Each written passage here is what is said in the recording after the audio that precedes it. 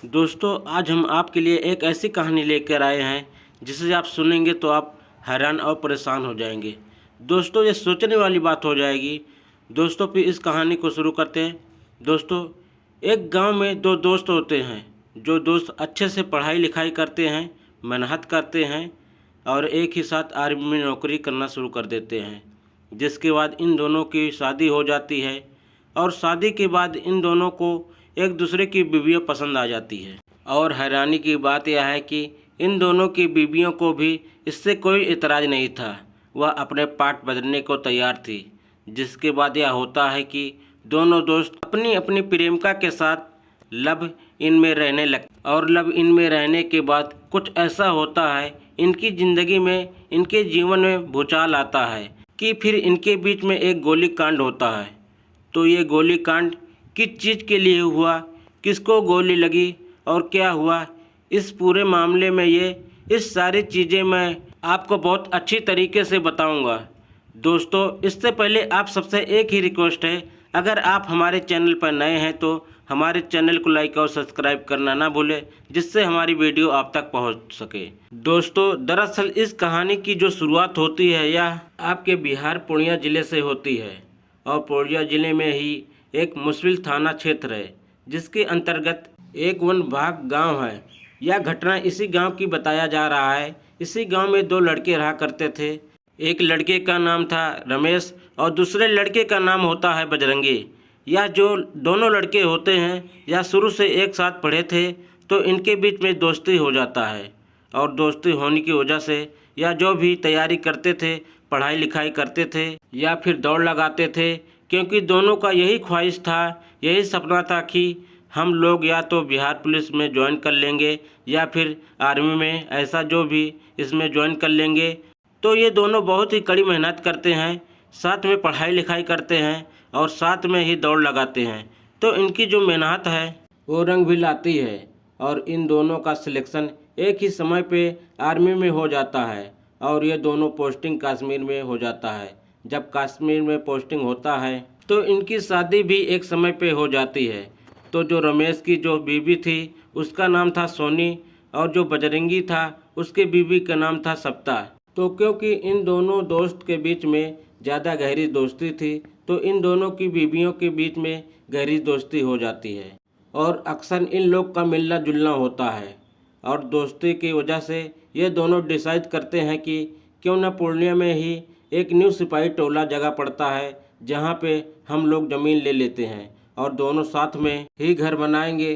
तो ये दोनों दोस्त क्या करते हैं कि ज़मीन भी ले लेते हैं, घर बना लेते हैं। और जब घर बना लेते हैं तो इन दोनों की बीवियाँ उस घर में रहने लगती है। तो इस बीच में यह होता है कि जो बजरंगी होता है वो बीआरएस ले लेता है और वो काम छोड़ देता है। काम छोड़ के जब यह आता है तो यहाँ का जो काम था वही देखा करता था, अपने फैमिली के साथ टाइम स्पेंड करता था। रमेश था जब छुट्टी पे आता था, जब लंबी छुट्टियों में आता था तो अक्सर बजरंगी के घर में बैठा करता था, आना जाना करता था। और इसी आने जाने के दौरान उसका जो नज़दीकी वह बजरंगी की बीवी सविता से हो जाता है। और नज़दीकी कुछ इस कदर होता है कि जब उसको चांस मिलता था, जब अकेले में रहते थे तो इनका संबंधी बना लिया करते थे। कब इनका जो दोस्ती है वह प्यार में बदल जाता है, अब संबंध में बदल जाता है, को पता ही नहीं चलता है। तो धीरे धीरे यह होता है कि बजरंगी को पता चलता है कि जो मेरा दोस्त है इसका अफेयर मेरी बीवी से चल गया है। तो वह इस चीज़ को आपत्ति नहीं करता है, इसको खुला छूट दे देता है कि जाओ तुम्हें जो करना है कर लो। फिर रमेश क्या करता है कि उसकी बीवी को लेके वो कश्मीर चला जाता है और इधर बजरंगी अकेले रह जाता है। इधर जो रमेश की बीवी थी जिसको उसके पति ने छोड़ दिया था एक नई गर्लफ्रेंड के लिए, इसकी बीवी की नज़दीकी अब बजरंगी से हो जाता है। क्योंकि जो बजरंगी था वो अकेले रहा करता था, अपना सुख दुख बांटते थे। सुख दुख बांटते बांटते कब इनके बीच में प्यार हो जाता है इनको ही नहीं पता चलता है। तो एक तरह से देखा जाए तो इन दोनों दोस्तों की बीवियाँ बदल गई थी और ये दोनों दोस्त अपने नए नए बीवी के साथ खुश थे। हालांकि इन्होंने शादी नहीं किया था, ये दोनों रिलेशनशिप में रह रहे थे। तो सब कुछ ठीक चल रहा था। सालों सालों से इनका रिलेशन इसी तरीके से चल रहा था और अगल बगल के सभी लोगों को, सारे रिश्तेदार को पता था कि इनके लाइफ में ऐसा भूचाल आया और ये दोनों लोग अपनी नए नए ज़िंदगी में खुश हैं। लेकिन तकलीफ़ तब आती है 3 अप्रैल सन 2025 को, जो बजरंगी की लिविंग पार्टनर होती है, जो उसके साथ रह रही थी, जिसका पति उसे छोड़कर कश्मीर चला गया था, वही पति वापस से लौटता है और अपने बीवी पर गोली चला देता है। दरअसल ये जो सोनी थी यह टीचर भी थी, जब पढ़ाने के लिए स्कूल की तरफ जा रही थी, इसी बीच में इसके ऊपर कोई अज्ञात लोग गोली चला देते हैं तो भर्ती होती है। हालांकि इसकी जान बच जाती है। एक घायल होती है। जब घायल होती है तो वहां पर पुलिस आती है, मामले की जांच पड़ताल करते हैं तो सिर्फ यही बताती है कि मुझे गोली मारने के पीछे मेरा पति है और मेरे पति को जो प्रेमिका है उसका भाई, ये दोनों मिलजुल के मुझे गोली मार रहे हैं। तो वह पूछा जाता कि आखिरकार क्या वजह है, तो फिर वो बताती है कि जो मेरा पति है रमेश, कश्मीर में जॉब करते हैं, अपने ही दोस्त की बीवी से फंस चुका है, इसको प्रेमिका बना चुका है, इसके साथ लिव रिलेशन में रहता है।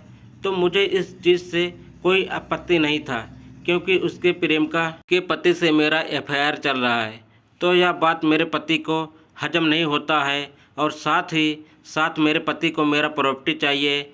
दूसरा, जो मेरे पिता हैं, इनकी जो प्रॉपर्टी है वो मेरे नाम है, तो मेरा हस्बैंड चाहता है कि जो मेरी सारी प्रॉपर्टी है वो उसके ही रहे।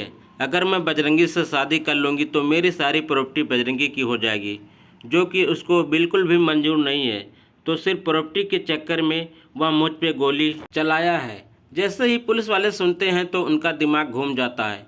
वो भी सोचने पर मजबूर हो जाते हैं कि आखिरकार यह कैसा केस है।